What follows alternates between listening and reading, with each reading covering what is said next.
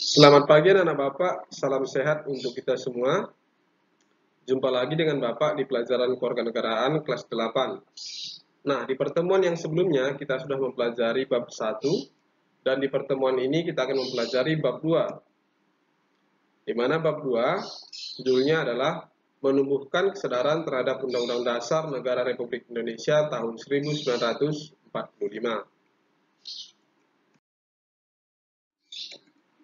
Di bab 2 ini, kita akan mempelajari yang pertama kedudukan pembukaan Undang-Undang Dasar Negara Republik Indonesia tahun 1945.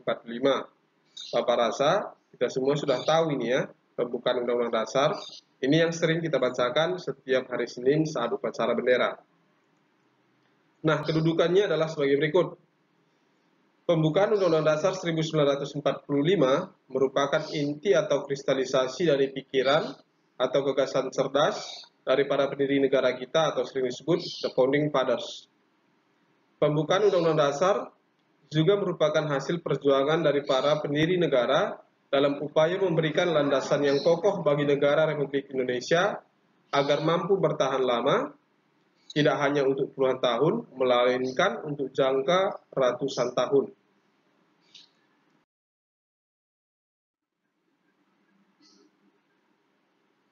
Di dalam pembukaan Undang-Undang Dasar 1945 terdapat rumusan dasar negara Indonesia yaitu Pancasila. Oleh karena itu, kedudukan pembukaan Undang-Undang Dasar 1945 sangatlah tinggi. Pembukaan Undang-Undang Dasar 1945 memiliki kedudukan sebagai tertib hukum tertinggi. Selain itu, pembukaan Undang-Undang Dasar juga merupakan pokok kaidah negara yang fundamental.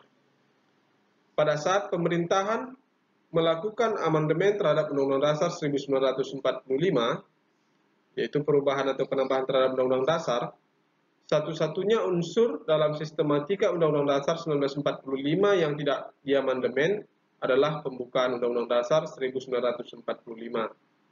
Pembukaan Undang-Undang Dasar 1945 mungkin dianggap sebagai preambule yang lengkap karena memenuhi unsur-unsur politik, religius, moral, dan mengandung ideologi negara atau state ideologi, yaitu Pancasila.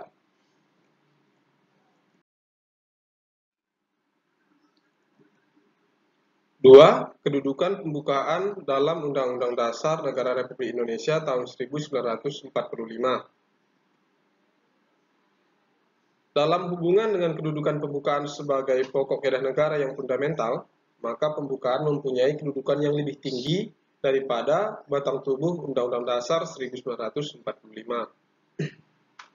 Kedudukan pembukaan dalam Undang-Undang Dasar 1945 adalah sebagai pokok kaidah negara yang fundamental.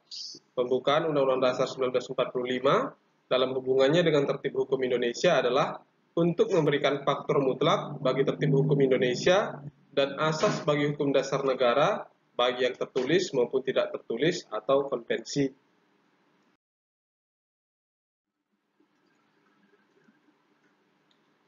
Pokok kaidah negara yang fundamental menurut hukum tata negara memiliki beberapa unsur mutlak, antara lain sebagai berikut. Pertama, dari segi terjadinya ditentukan oleh pembentuk negara yang terjelma dalam suatu pernyataan lahir sebagai penjelmaan kehendak pembentuk negara. Dua, dari segi isinya, yaitu dasar tujuan negara, baik tujuan yang umum maupun tujuan yang khusus. Tiga, ketentuan diadakannya Undang-Undang Dasar 1945. Empat, bentuk negara. 5. Dasar falsafah negara.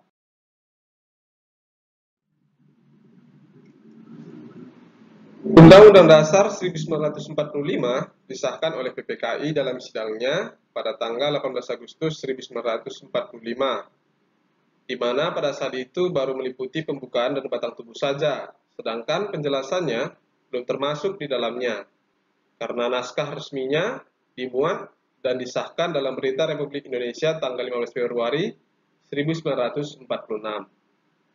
Namun setelah mengalami perubahan, Undang-Undang Dasar terakhir memiliki pembukaan, batang tubuh, dan penjelasan.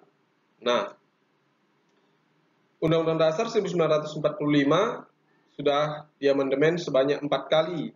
Yang pertama, pada tanggal 19 Oktober 1999, yang kedua, 18 Agustus 2000, yang ketiga, 10 November 2001, dan yang terakhir 10 Agustus 2002.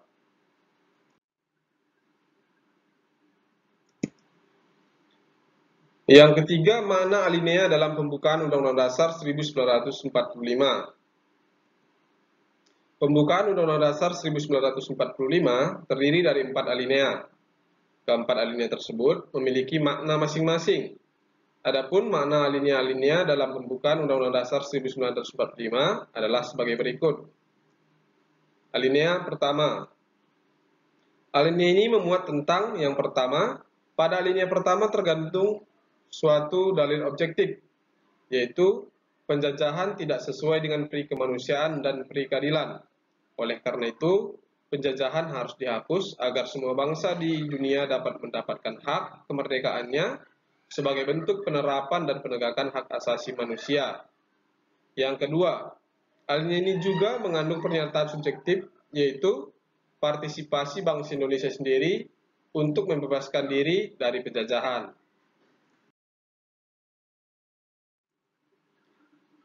Alinea kedua mengandung adanya ketetapan dan penajaman penilaian yang menunjukkan bahwa pertama, perjuangan pergerakan Indonesia telah sampai pada tingkat yang menentukan. Yang kedua, momentum yang telah dicapai tersebut harus dimanfaatkan untuk menyatakan kemerdekaan.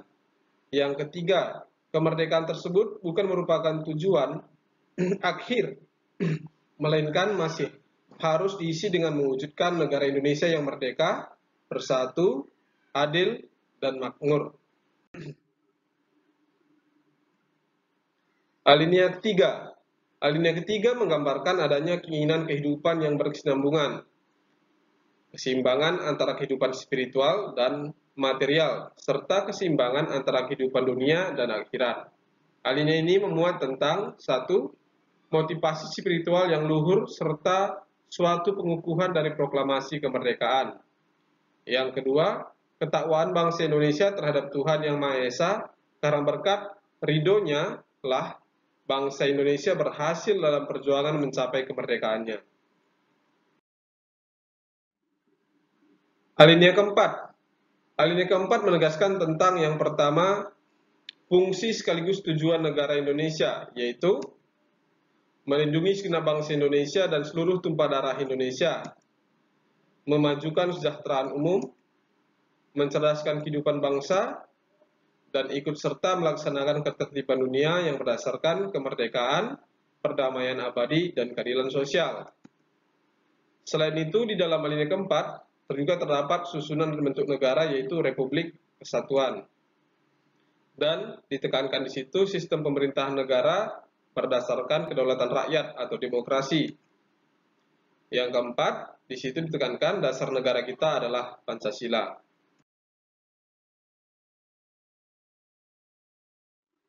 Sampai disinilah pertemuan kita pada minggu ini. Jika ada pertanyaan ataupun hal yang kurang paham menurut anak-anak Bapak, silakan menghubungi Bapak melalui WA ya. Nah, karena kita sudah selesai pertemuan, Bapak akan memberikan tugas, ada 4 soal. Yang pertama, tuliskanlah makna alinea pertama pembukaan Undang-Undang Dasar 1945. Yang kedua, tuliskanlah makna alinea kedua pembukaan Undang-Undang Dasar 1945. Yang ketiga, tuliskanlah makna alinea ketiga. Dan yang keempat, tuliskanlah makna alinea keempat pembukaan Undang-Undang Dasar 1945. Nah, nanti tugas ini anak-anak kerjakan di kertas double folio. Jangan lupa untuk menulis nama dan kelasnya ya.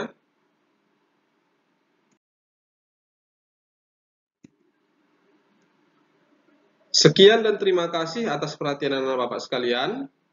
Kerjakan tugasnya dan tetap jaga kesehatan. Sampai jumpa.